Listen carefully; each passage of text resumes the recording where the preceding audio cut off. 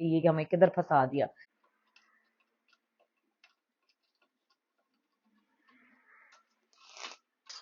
Hello and welcome to my channel Desified Ummi. आज की video में मैं आप लोगों के उन तमाम क्वेश्चंस का आंसर करने वाली हूँ जो बहुत ज़्यादा मुझसे पूछा जाता है, और जिसमें सबसे इम्पोर्टेंट चीज़ ये होती है कि is UK still worth it. तो इसी पे ही आज बात करेंगे कि क्या अभी भी यूके जो है वो इतना, अगर आप इन्वेस्ट करते हो, इतना एफर्ट पुट इन करते हो, तो क्या अभी भी यूके वर्थ करता है? क्या अभी भी जो यूके का एक्सपीरियंस है वो लेना चाहिए या नहीं लेना चाहिए? क्योंकि मुझे पता है कि जितने भी वो लोग थे कि जिन्होंने फैमिलीज के साथ आना था, मोस्टली लोग यूके आ चुके हैं सितंबर इनटेक में। सितंबर इनटेक ऑफिशियली स्टार्ट हुए हुए भी अब तो 1 महीना हो गया है, और जो जनवरी इनटेक अब आना है, जो कि अब अगला एक बड़ा इनटेक है, उसमें आप अपने डिपेंडेंट्स को साथ लेकर नहीं आ सकते हो अनफॉर्चुनेटली, अगर आप पीएचडी या रिसर्च डिग्रीज के अलावा कोई भी डिग्री कर रहे हो तो अब ये सारी चीजें जो हैं वो आजकल चल रही हैं हर तरफ ही।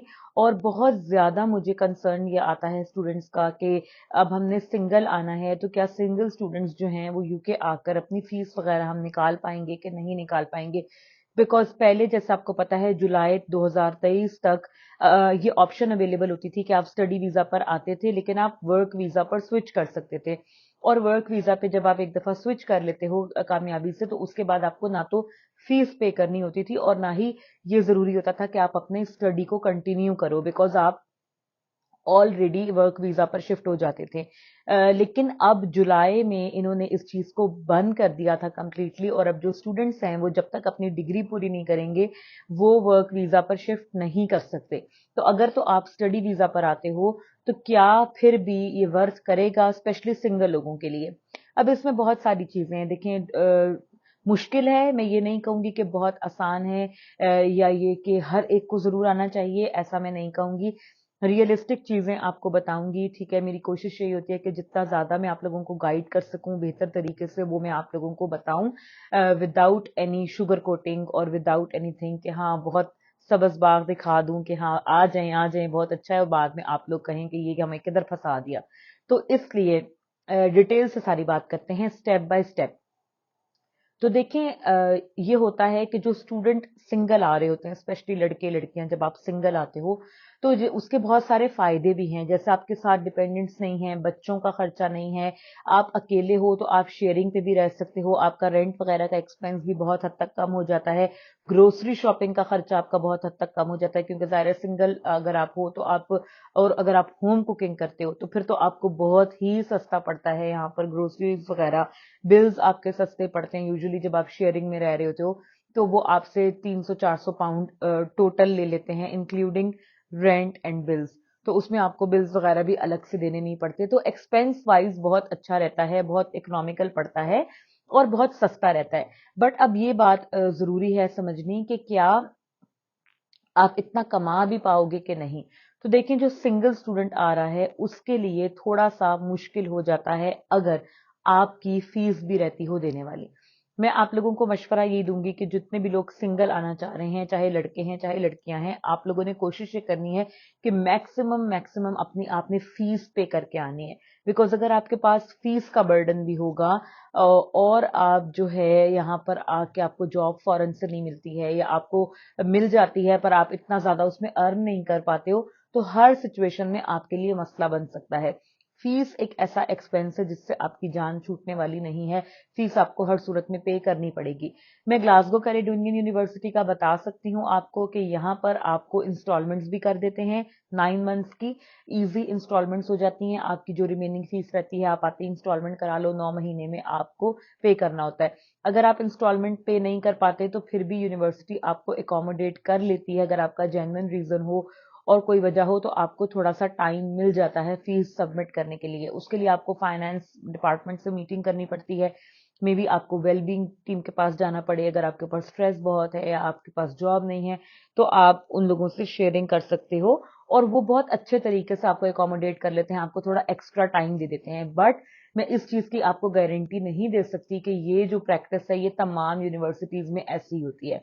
लंदन साइड पे यूनिवर्सिटीज का कुछ और सिस्टम है, मुझे बहुत सारे लोगों ने मेरे साथ शेयर भी किया कि बीपीपी वगैरह में फी इंस्टॉलमेंट नहीं होती। आई डोंट नो कि उसके अंदर कितनी सच्चाई है कितनी नहीं। आप चाहो तो आप उसको चेक भी कर सकते हो, वेरीफाई भी कर सकते हो कि ऐसा हो रहा है या नहीं हो रहा। बट मैं जिस यूनिवर्सिटी का मुझे एक्सपीरियंस है उसका मैं आपको बता रही हूँ कि यहाँ पर आसानी से आपकी फी इंस्टॉलमेंट्स में भी हो जाती है और आपको वो एक्स्ट्रा टाइम भी दे देते हैं अगर आपको चाहिए हो तो।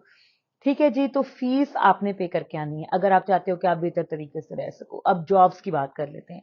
जब आप सिंगल होगे तो आपको जॉब हो सकता है थोड़ा मिल भी जाए, मुश्किल से मिले, बट उसमें ये होता है कि आपको 20 आवर्स ही अलाउड है और आपके साथ कोई डिपेंडेंट नहीं है। यूजुअली क्या होता है कि डिपेंडेंट्स के साथ आने में फायदा ये हो जाता था कि जो डिपेंडेंट्स होते थे वो फुल टाइम काम कर सकते थे और स्टूडेंट को 20 आवर अलाउ होता है। तो जब आप मिल के काम करते हो, 40 आवर्स डिपेंडेंट कर रहा है, 20 आवर्स आप कर रहे हो, तो बड़े अच्छे तरीके से आप क्या एक डिसेंट अमाउंट ऑफ मनी आप अर्न कर लेते थे, जिसमें आपकी फीस भी निकल आती थी, आपके एक्सपेंसेस भी निकल आते थे और आपको कोई मसला भी नहीं होता था। अब क्योंकि आपने सिंगल ही आना है तो वो एक बड़ा जो चंक है मनी का वो आपके लिए अवेलेबल नहीं होगा और आपको खुद ही कमाना है, खुद ही अपने एक्सपेंसेस मैनेज करने हैं। उसमें ये चीज है कि आप लगा लो 20 घंटे अगर आपको, और ये भी जरूरी नहीं है कि आपको 20 घंटे का ही काम मिलेगा। ठीक है, ये भी आपने, क्योंकि मुझे पता है जब हम खुद भी आ रहे थे बंदा कैलकुलेशंस करता है, इतने घंटे काम अलाउड है, इतने पैसे मुझे मिलेंगे, तो आप एक रफ अपना एस्टिमेट बनाने की कोशिश करते हो। अच्छी बात है, आप अपना एक एक्सपेक्टेशन बना रहे हो, एक माइंड बना रहे हो, बट ये बात आप जहन में रखो कि आते ही इनिशियली आपको कोई भी एम्प्लॉयर एकदम से 20 घंटे हो सकता है ऑफर ना करे। मिल भी सकते हैं लेकिन बहुत ज्यादा चांस ये है कि नहीं मिलते। कभी आपको 13 घंटे मिलेंगे, कभी आपको 15 घंटे मिलेंगे और कभी कभी 20 भी मिल जाएंगे। तो इन चीजों का आपने जहन में रखना है, इन चीजों का आपने ध्यान रखना है। आपकी सैलरी एनीवेयर अराउंड 800 से लेकर 1000 पाउंड तक के बीच में बन सकती है अगर आपको थोड़ा रेट अच्छा मिले। लंदन साइड पे ये मैंने सुना है, मैनचेस्टर साइड पे भी सुना है कि एक्सप्लॉइटेशन बहुत ज्यादा होती है। आपसे वो काम कराते हैं लेकिन आपको 5 पाउंड 6 पाउंड पे करते हैं, जो कि अच्छी बात नहीं है। स्पेशली जो अपने ही लोग हैं, हमारे इंडियन पाकिस्तानी जो बिजनेसेस हैं, वो ज्यादा इस चीज को करते हैं। तो आप कोशिश करना कि ऐसे एम्प्लॉयर के साथ काम करो जो आपको एटलीस्ट जो गवर्नमेंट का मिनिमम वेज रेट है कम से कम वो तो आपको दे। ठीक है, उससे कम पे आप एग्री मत करें। अगर बहुत ही डेस्परेट आपकी सिचुएशन है तो ठीक है, आप काम ले सकते हो इनिशियली और उसके बाद आप साथ साथ सर्च करते रहो और जहां आपको बेहतर अपॉर्चुनिटी मिले वहां पर आप स्विच कर जाओ। लेकिन ये कि मैं आपको मशवरा यही दूंगी कि कोशिश करें कि अपने लिए, अपने आपको राइट्स का पता होना चाहिए एज ए स्टूडेंट, आपको अपनी ड्यूटीज का भी पता होना चाहिए। ठीक है, और आप किसी की बातों में ना आए, किसी की एक्सप्लॉइटेशन में आप मत आए। ठीक है, तो कोशिश करें कि कम से कम जो मिनिमम वेज रेट है, जो लीगल मिनिमम वेज रेट है 11 पाउंड का, वो आपको जरूर मिले।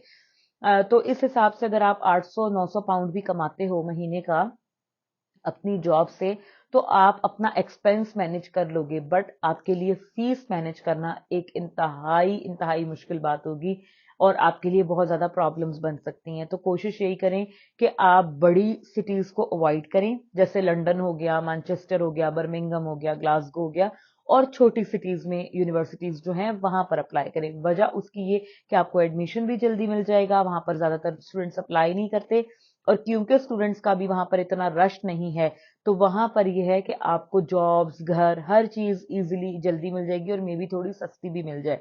तो कोशिश यही करें कि आप जो है थोड़ा छोटे सिटीज में रहें। मैं ऐसे भी स्टूडेंट्स को जानती हूँ जो ग्लासगो में पढ़ रहे हैं, जीसीयू में पढ़ रहे हैं, स्ट्रेथक्लाइड में पढ़ रहे हैं और वो न्यू कैसल में, इन इलाकों में रह रहे हैं।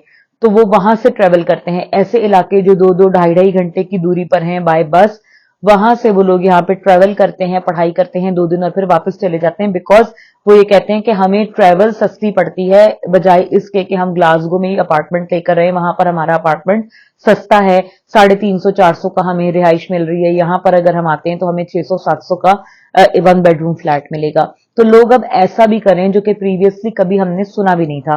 तो आप भी अपनी ऑप्शंस को देखभाल के, असेस करके और फिर ही आपने चीजों को करना है। जब आप सिंगल आओगे आपके लिए डेफिनेटली मुश्किल होगा, चैलेंजिंग होगा, जब तक स्पेशली आपको जॉब नहीं मिल जाती। एक दफा जॉब मिल जाए फिर भी काफी चीजें बेहतर हो जाती हैं।